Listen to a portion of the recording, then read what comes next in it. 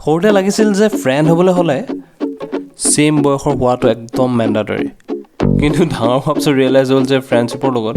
বয়সৰ কোনো কানেকশ্যন নাই তাৰ প্ৰমাণ মোৰ ভাইটিৰ লগত মিন্ময় আৰু শশাংক তো এইটো আছিলে শশাংক এইবাৰ বিহুত আহিব নোৱাৰিলে ল'ৰাটো অকলে থাকিলে নুমলীগড়ত চাকৰি কৰাৰ তাকতো লগত এৰি দিব নোৱাৰে ন বিহু বুলি তো সেইটো কাৰণে আমি তাক লগ কৰিবলৈ আহিছোঁ আৰু প্লেনিংটো আছিলে যে তাৰ ওচৰলৈ যাম পুৰা ডকচি খাম আৰু নুমলীগড়খন অকণমান ফুৰিম so' this is going to be my first travel video' in this channel ত' লেটছ ষ্টাৰ্ট দ্য ভিডিঅ' আৰু ওচৰ আহি পালোহি দেই ভাল লাগিছে দেই মানুহ লগ কৰিবলৈ আহি বেয়া গৈছে শিৱসাগৰৰ পৰা আচলতে ভুল ভাবি আছে তোৰ কাম আছে বুলি দাদাহঁতৰ কাম এটা আছে ক্লাইণ্টৰ লগ খাবলৈ আছে সেইটো কাৰণেহে আজি আমি তেওঁৰ ওচৰলৈ তো নুমলীগড় শশাংকৰ নিজৰ ৰুম আছে যদিও সি খোৱা বোৱা হয় বাইকৰ ঘৰত কৰে নহ'লে তাৰ কোম্পানীৰ গেষ্ট হাউচত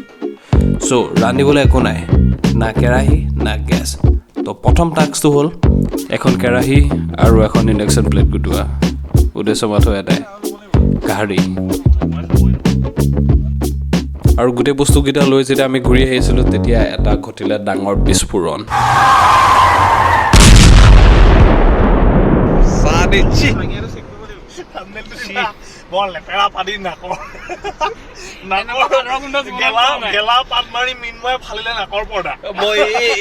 মানে মই বহুত পাত পাইছোঁ কিন্তু ইয়াৰ পাতকেইটাৰ সমান মানে বিস্ফোৰক পাত জিন্দগী মই গোন্ধ পোৱা নাই আৰু coming back to the main story room আহি পোৱাৰ পিছত মই জুইত গাহৰি বনোৱা ষ্টাৰ্ট কৰিলোঁ তো ইয়াতে বহুতৰ মনত কুৱেশ্যন আহিব পাৰে যদি জুইতে গাহৰি বনাবলগীয়া আছিলে তেতিয়াহ'লে ইণ্ডাকশ্যন এইখন কেলে মানে আমি পিছতহে গম পাইছোঁ যে আমাক জুইত বাহিৰত বনাবলৈ দিব বুলি তো আজি আমাৰ হেড কুক হৈছে আমাৰ পলাশ দা কি ক'বা কেনেকুৱা বনাবা ভাল বনাবানে নে বেয়া বনাবা সদায়তো বেয়া বনাই আছে আজি এটলিষ্ট ভাল বনাবলৈ ট্ৰাই কৰা মই গাহৰি নাখাওঁ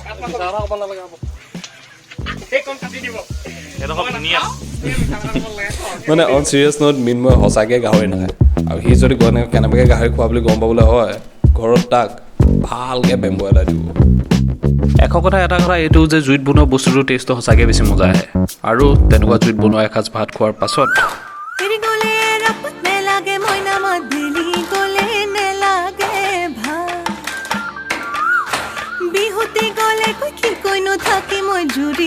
নৰ্মেলি এতিয়া ঘৰত মৰা বিহু আৰু ষ্টেজবোৰত মৰা বিহুবোৰৰ মাজত বহুত পাৰ্থক্য দেখিবলৈ পোৱা যায় কাৰণ মানে ঘৰত মৰাবোৰ ইমান বেছি প্ৰফেচনেল নহয় ইমান বেছি কৰিঅ'গ্ৰাফ নাথাকে কিন্তু এই বিহুযোৰা বহুত ধুনীয়াকৈ কৰিঅ'গ্ৰাফ কৰা আছিলে আৰু বহুত ধুনীয়াকৈ মাৰিলে মানে চাই বহুত বেছি মজা লাগিলে বিহুটা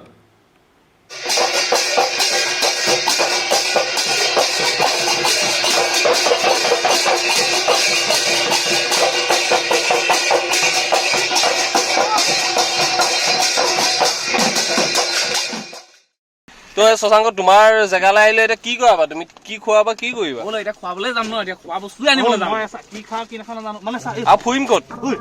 বাবাধান যাম আমি এতিয়া আৰু যেনেকৈ জেগা আছে মই ফুৰাই আছো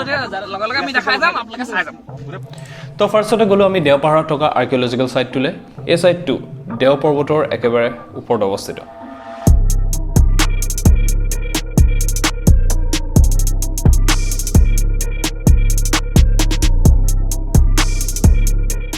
ছাইটটো দেখি মোৰ ৰিয়েলাইজ হ'ল যে আমি কিমান আগতে টেকন'লজিকেলি এডভান্স আছিলোঁ মানে এই কাৰ্ভিংছটো চাওকচোন কিমান ধুনীয়াকৈ বনোৱা হৈছে এতিয়া দেখিলে দুখ লাগে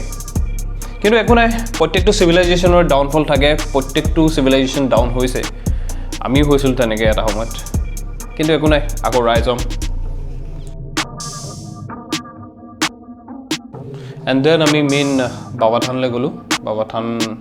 ফুৰিলোঁ তো ইয়াৰ আগৰ ট্ৰিপটোত মই কথা এটা কৈছিলোঁ যিটো বস্তু মোৰ এই ট্ৰিপটোতে ৰিয়েলাইজ হৈছিলে আৰু সেই কথাটো হৈছে যে যদি কেমেৰা বেকত বেছি সোমাই থকা যায় তেতিয়াহ'লে প্ৰেক্টিকেল মমেণ্টছবোৰ মিছ হৈ যাব পাৰে তো আমাৰ জেনেৰেলি কি হয় আজিকালি ক'বলৈ গ'লে বেছি ফটো মৰাটোত বেছি ইম্পৰ্টেণ্ট হয় ৰাডাৰ দেন সেই জেগাটো হেৰি কৰাটো তো মই মানে মোৰ ৰিয়েলাইজ হৈ গ'ল যে সেইটো কামটো কৰিব নালাগে মই নকৰোঁ আপোনালোকৰ কথা নাজানো বাকী মোৰ ট্ৰিপটোতো গৈ বহুত বেছি মজা লাগিলে আৰু ভিডিঅ'টো আপোনালোকে কেনেকুৱা পালে মই নাজানো যদি ভাল পালে তেতিয়াহ'লে লাইক কৰিব যদি বেয়া পালে তেতিয়াহ'লে ডিছলাইক কৰিব একো নাই ন' প্ৰব্লেম মানুহৰ বেয়া পাব পাৰে এণ্ড থেংক ইউ ফৰ ৱাচিং মোৰ নামটো পলাশ প্ৰিন্স দত্ত আৰু welcome to my YouTube channel see you next Sunday bye by